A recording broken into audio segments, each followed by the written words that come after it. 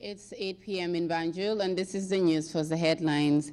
Gambia and Senegalese officials conclude a 4-day meeting in a bid to strengthen existing cooperation between the two countries. North Korea displays modern military hardware and a mass military parade as it celebrates the anniversary of the founding of the ruling Workers' Party. Médecins Sans Frontières calls for an independent investigation into the bombing of its hospital complex in Kunduz, which left dozens of staffers and patients dead. Scorpions of the Gambia jet out of Banjul for Windhoek for the return leg of the 2018 World Cup preliminary qualifying rounds against the Brave Warriors of Namibia. Raul Savoy's side will need a big performance to win the tie. These and other stories coming ahead this half hour. I am your presenter, Fatma Tundur Job.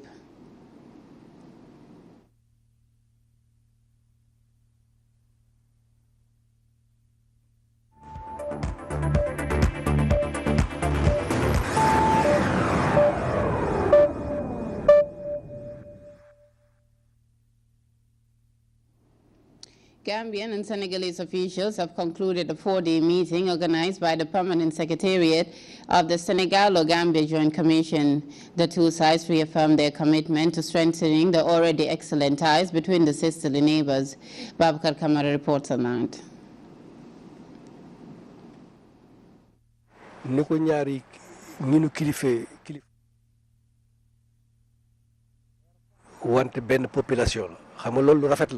The phrase was two sovereign states with one people, an inscription widely known by Senegambians. But the segregation was that of colonial masters' greed for patrician and scramble of Africa that spread to their sentiments of border demarcation. According to the joint border commissions of the two sisterly republics, the subject, quite intense on public spectrum, is a mere decoy of perception and interpretation. It is my belief that there is no tension there. It's just a matter of perception and interpretations of what people have seen or heard. There is no tension. There cannot be any tension between the Gambia and Senegal. We are the same people, same culture, only divided by the colonial masters. It's a bilateral meeting between Gambia and Senegal in respect to this border commission. The government of the Gambia and Senegal agreed to work closely on this border management issue, ensuring that the border management is given a priority.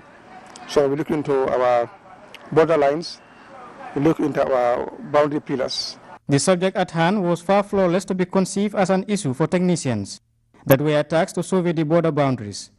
According to their respective heads of delegations, their findings were that of variance from pre to post-independence boundary equipment. Yeah, yesterday we had the opportunity to travel to Dar Salami on Tua Tranquil. When we reached Tuba Tranquil, we interacted with the local authorities, mainly the Alcalu, the religious leaders, and even the security forces commanders. And what we understood is the main issue is demarcation of the border, to know where Gambia starts and where Senegal ends. What was the bone of contention, if there is any, and then what is the way forward? So we had the technicians on the ground who went around both Gambia and Senegal jointly, because interestingly, they have what we call the GPS. These instruments are used both, you see, by both commissions to identify where the boundary is. So they were able to know exactly where the boundary is. So what we're going to do now is to ensure that we come together, look at the coordinates, with the view of planting these coordinates so that we can peg, you see, these boundaries for posterity. As the 4-day forum ends among the two sisterly countries that are unified in bond of family relations, culture and traditions, the public is urged to desist from rumors and speculations that may have any negative consequence on the peoples of the two sisterly republics. Babukar Kamara, GRTS. The Minister of Health and Social Welfare has launched a national indoor residual spraying campaign in Charmoy Village in the Upper River region. The initiative is being led by the Ministry of Health and Social Welfare in collaboration with National Malaria Control Program. Esther Tujata has details in this report. National Malaria Control Program, in their quest to fight malaria epidemic in the country, has launched its indoor residual spraying in Charmoy in Upper River region.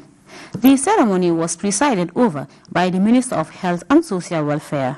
The prevention and control malaria as encapsulated in the 2014-2020 malaria policy and strategy plan. These include early diagnosis and prompt treatment using effective anti-malarials, prevention of malaria during pregnancy, universal access to the use of long-lasting insecticide-treated nets. Let us recognize and thank the MRC. If we see the whole world is embracing these nets because of the test that was done between MRC and the government of the Gambia. In the whole world, this was first proven in the Gambia. The governor of the region said 239,916 compounds are expected to be targeted in his region. Alhaji Omar Sampo Sise urged the villagers to keep their environment clean to prevent the spread of mosquito-borne disease. Speaking to GRTS after the launching ceremony, the Deputy Program Manager of National Malaria Control Program spoke of the need for collective efforts in the drive to reduce the spread of malaria. Malaria control needs integrated approach, not only one single intervention. So we do integrated approach so that we can bring down malaria incidences, malaria prevalence in this country. And indoor residual spraying IRS is one of the key interventions that countries will have to embark on in order to bring down the mosquito population, bring down human vector contact. And if we achieve that, surely we are going to register considerable reduction in malaria prevalence, because it is the mosquitoes that carry the parasite from one person to the other. So the benefits of indoor residual spraying as a key intervention for malaria control is to knock down the vector population, the vector density. Once we achieve that, then the contact between man and mosquito will be reduced. Once that is reduced, then the incidence of malaria will also be reduced. Jaju further stated that the spraying exercise is an annual event which is being carried out in rural communities across the country. Experts say the exercise has been a success and has contributed to the significant reduction in malaria-related cases in the country. For his part, the Regional Director, Health Services, appealed to household heads to cooperate with health workers to ensure that their houses are sprayed. He went on to state that this initiative has registered impressive progress. The indoor residual spraying started in the country in 2008, and according to beneficiaries, it has helped in reducing the impact of malaria, especially in rural communities. Aissatou Jata, GRTS. Celebrations marking World Tobacco Day took center stage in the West Coast settlement of Sanyang. Celebrants are hoping to use this event to mobilize action against the growing tobacco epidemic and its related effects. Khadija Tujalo tells us more on that. Every year, and this time it is taking place in the coastal village of Sanyang. A representative of the village head urged the community to make best use of the opportunity. Tobacco use, according to health officials, is on the increase in the West Coast region, and officials are concerned. In this region, more than half of the men smoke, including the youths. Some of them start smoking in their teenage years. We thank God that in the Gambia, there are no tobacco industries. The chief nursing officer is therefore calling for vigilance whilst urging people to avoid being carried along by tobacco marketing designed to influence people to start the dangerous habit. Tobacco consumption among the youths and adult population in the Gambia, according to Deputy Governor West Coast Region, is high. The regional official is calling for urgent action, but not without assuring his office's support in the implementation of tobacco intervention programs. Deaths as a result of tobacco use are the world's #1 preventable mortality. In a world undergoing economic upheaval with aging population, chronic diseases on the rise, and medical costs soaring, tackling a huge and entirely preventable disease, and that becomes more imperative for one to give tobacco control a second thought in our development agenda. The Commissioner General, Gambia Revenue Authority, Yankuba Dabo, described the theme for this year's commemoration as fitting, citing government's policy stance on the taxation of tobacco products from 2013 to date. The Gambia Revenue Authorities value the partnership of our stakeholders, both internal and external, and this has demonstrated by the presence of the stakeholder engagement and partnership building activities in all our past and present corporate strategy plan. The GRA can proudly say today, as a revenue administration, that the Gambia is considered a best practice country in this region in the taxation of tobacco products.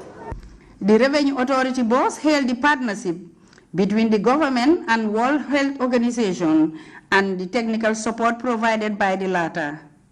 Dabo renewed his office's commitment to working with all stakeholders, placing emphasis on cooperation, especially with the general public, on providing accurate information on the activities of tobacco smugglers. The tobacco epidemic is one of the biggest public health threats in the world at the moment, and it's killing about 6 million people each year. 5 million of the deaths are those who actually smoke. However, there are about over 500,000 of those who die who are non-smokers, and these are the people who die from second-hand smoking.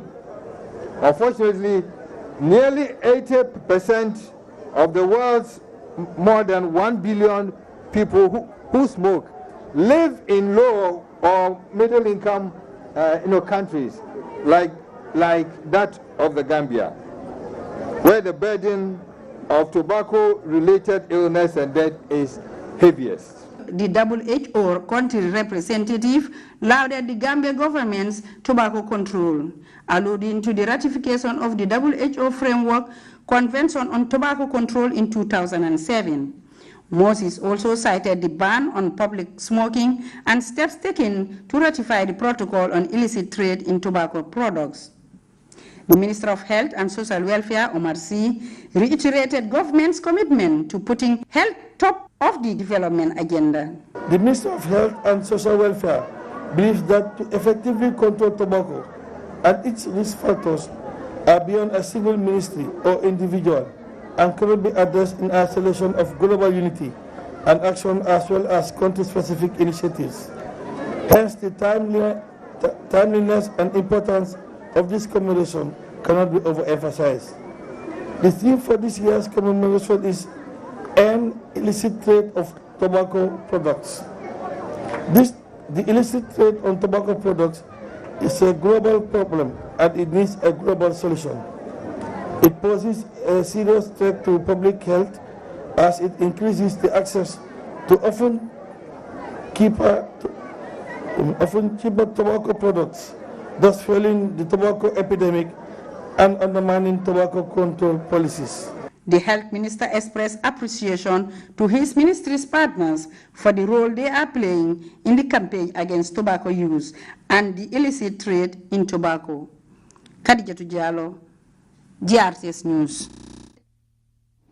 Scores of volunteers from the neighboring villages of Senegal, starting from Nioro Mahmoud Ner to Boiram, led by the governor of North Bank region and his chiefs and APRC mobilizers, have descended on President Jammeh's Finde farm in Kanilai to help in the harvesting. The volunteers demonstrated a high level of commitment by harvesting a vast area within a short period of time. The governor of North Bank region described the volunteers as true friends of President Jammeh, while thanking them for their spirit of volunteerism in a bid to complement the efforts of the Gambian leaders' food self-sufficiency drive. It's not been difficult, as I said, primarily because, one, the people are not called upon to do anything unfamiliar. They are only invited to partake in an activity that they are used to partake in an activity that they know, to partake in an activity that they also want. So that all these qualities put together has made it very, very possible, very, very easy for any mobilization to be done The magnitude of it depends on the availability of the logistics that are necessary. For example, the greater you have in terms of transport, certainly would be the greater the number of people that are coming. Fortunately, through the able mobilization of my deputy governor, who is an expert in mobilization, I would call him, we have now transcended from the territory of the Gambia, because our neighbors in Senegal, our relatives in Senegal, our friends in Senegal on the other side have always requested that we take them along onto any work that may be necessary on Kanilai farms. So that is why, over the few occasions that had happened, once in CRR, and this time this is the second time, the mobilization went transboundary. It went into northern Senegal. You would see their leader, one Mustafa Toure, who had organized a good number of people. When the call came from Kanilai, we strategized and decided that every district within the region must identify 50 participants. Then Senegal, who had wanted to come, were also privileged to identify 150, so that the target number is 500. Fortunately, because of the ambition of the people, because of the enthusiasm they have, because of the goodwill they have to contribute and associate with President Jammeh, the Senegalese number even went beyond the 150. Some of them came on their own. Individually, they transported themselves to come to Kanilai. Elsewhere in Farato and Watna, similar exercises were held at both farms belonging to the Gambian leader. The exercise was led by volunteers, mainly drawn from the tourism sector. Famarakani was with them, and he filed in this report. The collaboration started with the presentation of farm implements 2 years ago. This year, the stakeholders within the tourism sector joined the band of volunteers to offer a helping hand to the Gambian leader to complement his efforts in making the Gambia a food self-sufficient nation. They turned out in large numbers. The men and women from the tourism sector weed and clear the farms in Farato and Wadna. The mission is an answer to the clarion call by His Excellency the President of the Republic, Sheikh Professor Alhaji Dr. Yahya AJJ Jammeh Babili Mansa. Tourism is quite a very important sector in this country, and I think we are demonstrating the relevance of tourism and the impact that we could also have. There's this issue of backward linkage between horticulture and tourism, between agriculture and tourism. As you know, agriculture provides the inputs in terms of fruits, in terms of vegetables, in terms of fruits, in terms of poultry, so this is just tourism, supporting or complementing that initiative. So what we taught the GT board, the Gambia Tourism Hospitality Institute, the National Center for Arts and Culture, engage their various stakeholders, and through those engagements, we had commitments of about 1,125 people. The volunteers, mainly women, were out to contribute their quota to the development of agriculture in the country.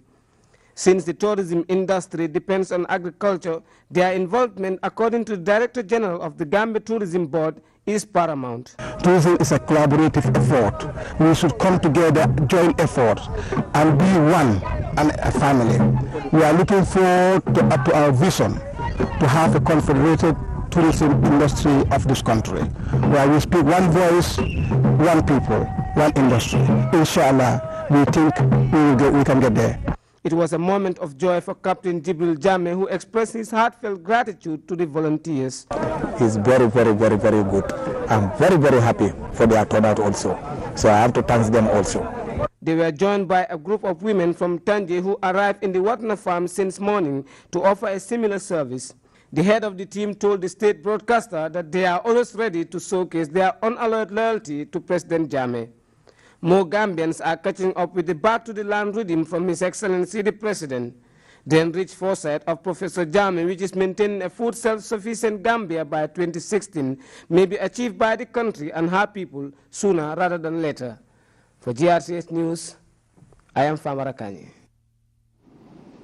Meanwhile, the Secretary to Cabinet, Nuha Ture, is calling for support in the harvesting of a farm belonging to staff of the Office of the President. Crops at the 9-hectare farm, according to Ture, is due for a harvest. Here's an excerpt. Thank you very much, Babakar. You have seen the work that has been done here. We have gone around, looked at the maize, looked at the groundnuts, and looked at the finde. The challenge we have now is harvesting the finde. The finde needs to be harvested as soon as possible, and that being the case, we are appealing to people who can do it, communities, to come and help us harvest the finde. Otherwise, we'll risk losing a lot of it right here on the farms, and which is not our intention. We want to harvest it as soon as possible and then bag it.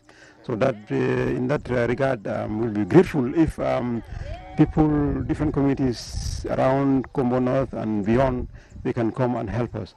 Lest I forget, I want to thank the communities which have come here to help us, the community of Jalokoto and Banjurunding. They have been with us from the beginning, and their assistance is highly appreciated. We are grateful, and we hope that the partnership will continue.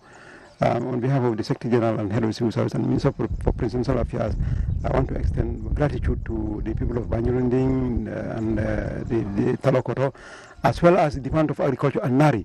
They have been very supportive of us, in our efforts to prepare and develop this farm. So thank you very much. Secretary to Cabinet Nuha Ture there speaking to our Babakar Kamara. Meanwhile, Action Aid the Gambia has organized a 3-day training for young people drawn from various youth groups across the country. The training is anchored on raising awareness of harmful traditional practices. Modu Bajan reports on that. Stakeholders in the domain of women advancement recently met to discuss issues regarding harmful traditional practices. The 3-day program is organized by Action Aid the Gambia and is expected to provide training for young activists drawn from youth groups from across the country. The need to educate the young about such practices dominated proceedings. The campaign against FGM has been ongoing for the past 3 decades.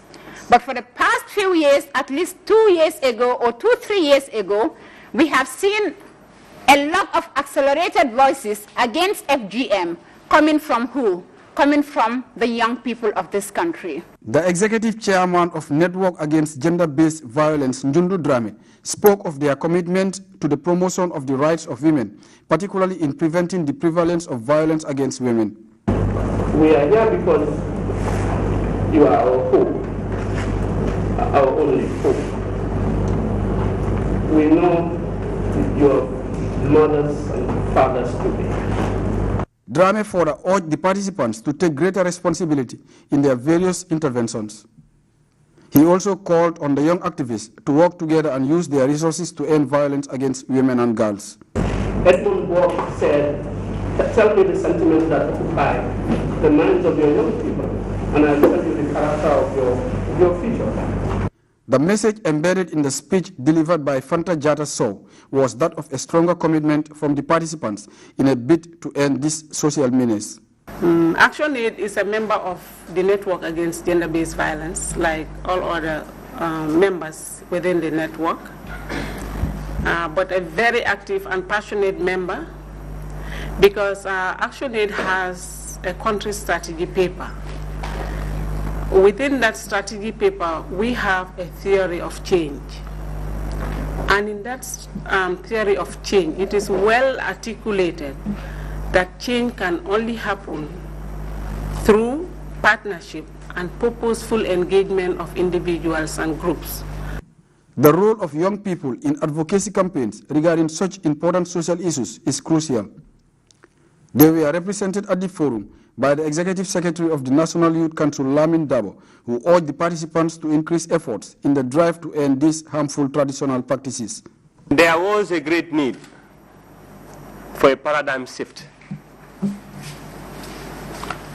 And this paradigm shift will only not look at the approach of focusing on young people, but it's also critical for us to look at the indicators. And this goes to not only the programmers, but also to the donors and people who are putting their resources into the fight against FGMC.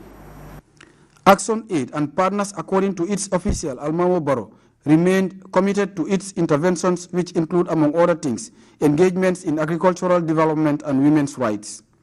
We cannot certainly defeat poverty in settings or, as my previous colleague said, age-old cruel activity like female genital mutilation is present. This three-day forum is expected to therefore provide participants with the requisite information on ways of tackling harmful traditional practices afflicting society. Modu Bajan, GRTS. From that, we'll take our first break, but when we return, we will take a look at news from outside the Gambia. Stay tuned.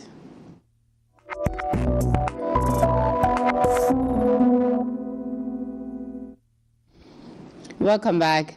North Korean leader says his country is fully ready to defend itself against any threat from the United States. Kim Jong-un gave a rare televised speech at a parade to mark the founding of the ruling Workers' Party. This comes as the U.S. has concerns that North Korea will test weapons as part of their anniversary celebrations. A huge mass military parade began after a lengthy delay that was blamed on the weather. CNN's Will Ripley was there, and he now reports.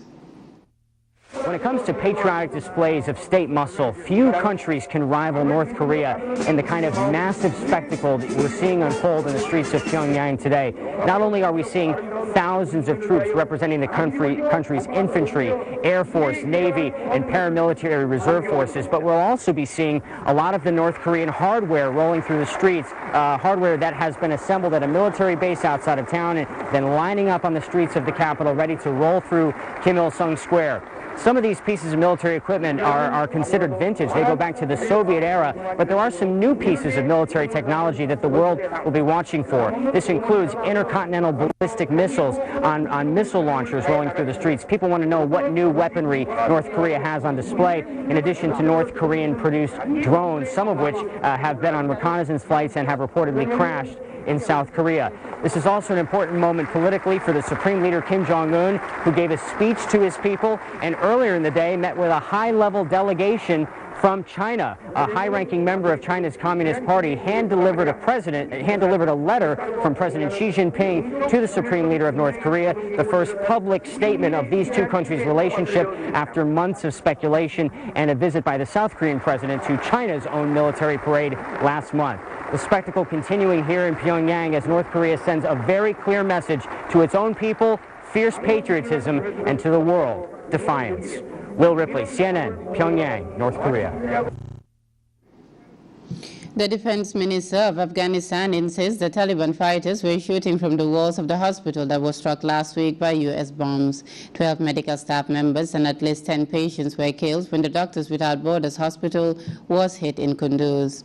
The U.S. has since apologized for what it calls a mistake. CNN's Nick Robertson spoke exclusively with the Afghan cabinet minister. What happened at the Doctors Without Borders hospital? General Campbell, in charge of U.S. forces, said that it was Afghan special forces that requested the airstrike. The problem that appeared there was a large concentration of the fighters near the hospital and even inside the hospital, and the special forces, they asked for some support because they were getting under a lot of pressure there. Even Doctors Without Borders, they say there were no Taliban fighters using it as a base inside the hospital. When is the base? When is, for instance, if somebody is shooting and firing from the wall of the hospital? This is something that you can see in the battlefield. I just want to be very clear and understand this very clearly, because obviously the details are important here. The Taliban were firing from inside the compound, on the wall of the compound, or outside of the compound? Right from the walls, not from the inside, but from the walls where they were took their position. This is where the airstrikes were called in by the special forces, Afghan special forces, to target the Taliban who were by the walls on the outside. Yeah. But a building on the inside was hit. Actually, the building outside was hurt, so that damage was extended to the inside. Doctors Without Borders say that it was very precise. The plane came back around several times and kept hitting the same building inside the compound. As I said, that this issue has to be further investigated in more detail.